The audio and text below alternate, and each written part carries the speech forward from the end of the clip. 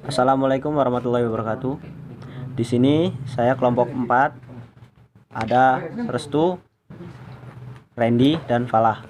Saya akan menjelaskan tentang manusia dan kehidupan. Pertama, A. Perjalanan hidup manusia berasal dari alam ruh hingga hari akhirat. Kehidupan manusia merupakan perjalanan panjang, melelahkan, penuh liku-liku, dan melalui tahapan demi tahapan.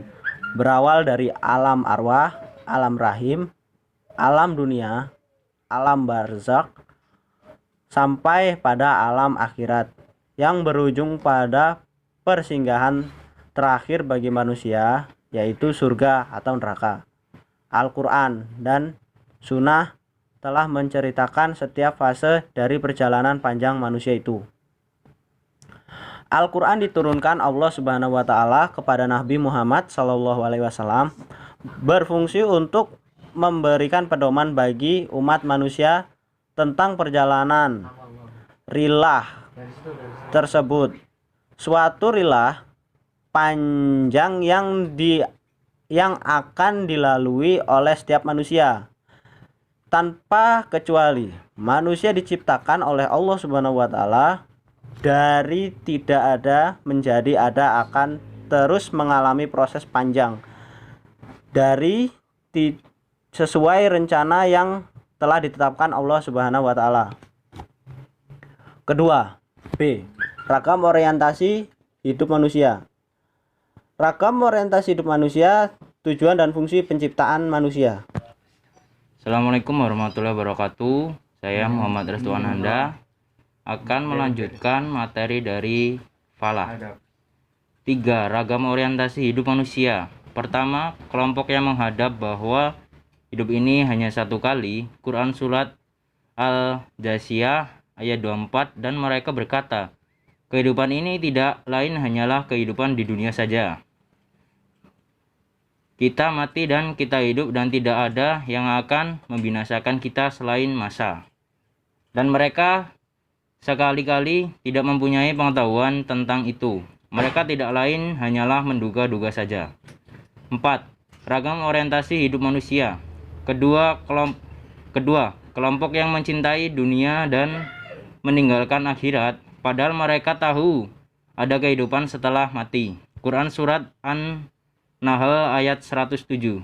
Yang demikian itu disebabkan karena sesungguhnya mereka mencintai kehidupan di dunia lebih dari akhirat, dan bahwasanya Allah tiada memberi petunjuk kepada kaum yang kafir. C. Tujuan dan fungsi penciptaan manusia. Tujuan utama penciptaan manusia adalah agar manusia itu mengabdi kepada Allah, artinya sebagai hamba Allah, agar menuruti apa yang diperintahkan oleh Allah Subhanahu wa Ta'ala. Sedangkan fungsi dari penciptaan manusia itu secara global kami menyebutkan 3 klarifikasi, yaitu 1. Manusia sebagai khalifah Allah di muka bumi. 2. Khalifah di sini maksudnya menjadi penguasa untuk mengatur dan mengendalikan segala isinya sebagai pedoman hidup manusia dalam melaksanakan tugas itu. Allah menurunkan agamanya. Agama menjelaskan 2 jalan, yaitu jalan yang bahagia dan jalan yang akan membahayakannya. Perbedaan tingkat yang akan diadakan oleh Allah di dalam masyarakat manusia bukanlah suatu kesempatan bagi si kuat untuk mengenalinya, si lemah atau si kaya untuk memperdulikan si miskin, melainkan suatu penyusun masyarakat ke arah kebaikan hidup bersama melalui tolong-menolong. Nomor 3. Manusia sebagai warasatul anbiya. Yang keempat, kehadiran Nabi Muhammad SAW di muka bumi ini mengemban misi sebagai rahmalal lil alamin, yakni suatu misi yang membawa dan mengajak manusia dan seluruh alam untuk tunduk dan lihat pada syarat-syarat dan hukum-hukum Allah Subhanahu wa Ta'ala guna kesejahteraan, perdamaian, dan keselamatan dunia akhirat. Misi tersebut berpijak pada trilogi hubungan manusia, yaitu hubungan manusia dengan Tuhan karena manusia sebagai makhluk ciptaannya, hubungan manusia dengan masyarakat karena manusia sebagai anggota masyarakat, hubungan manusia dengan alam sekitarnya karena manusia selaku pengelola, pengatur, serta pemanfaat kegunaan alam. Manusia sebagai ABD, pengabdi Allah. Fungsi ini mengacu pada tugas-tugas individu manusia sebagai hamba Allah Subhanahu wa taala. Tugas ini diwujudkan dalam bentuk pengabdian ritual kepada Allah Subhanahu wa taala dengan penuh keikhlasan.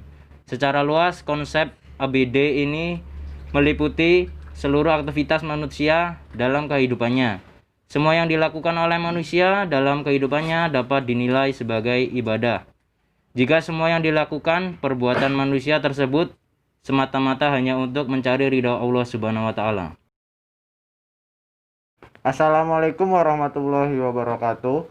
Saya Randy Nifdianto. Saya akan meneruskan materi yang dibacakan oleh Restu Ananda, yaitu hidup sukses dalam pandangan Al-Quran.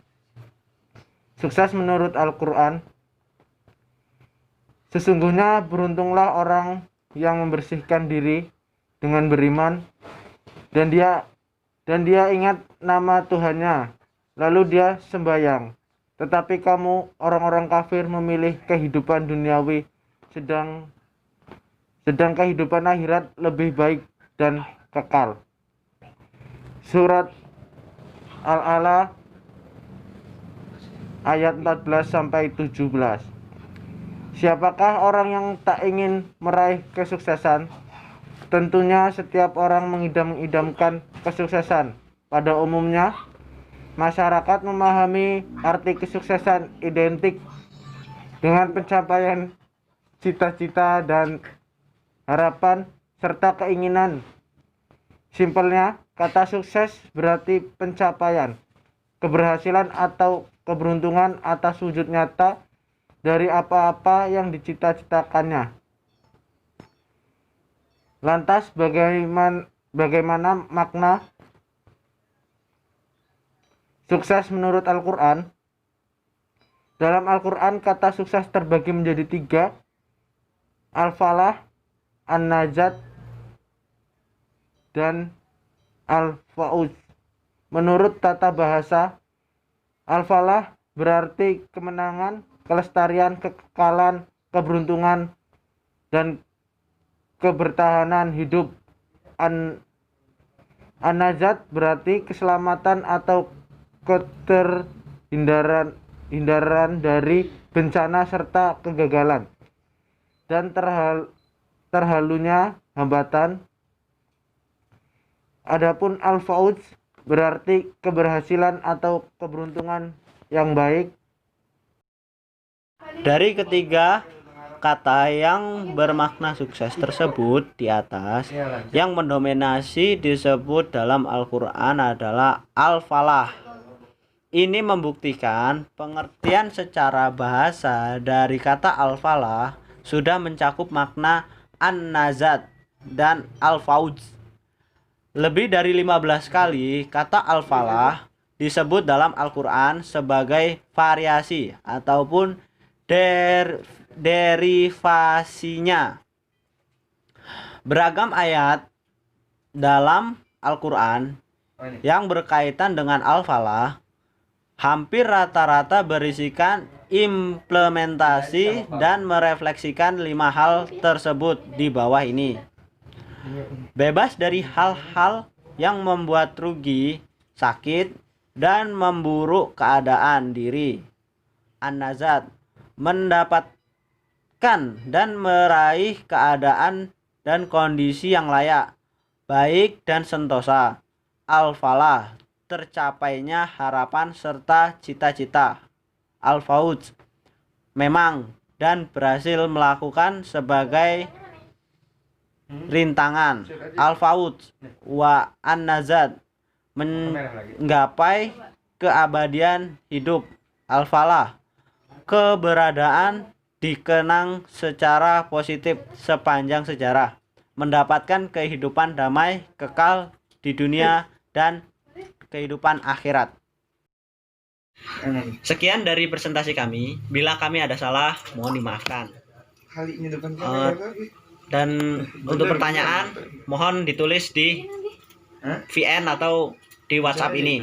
Terima kasih. Wassalamualaikum warahmatullahi wabarakatuh.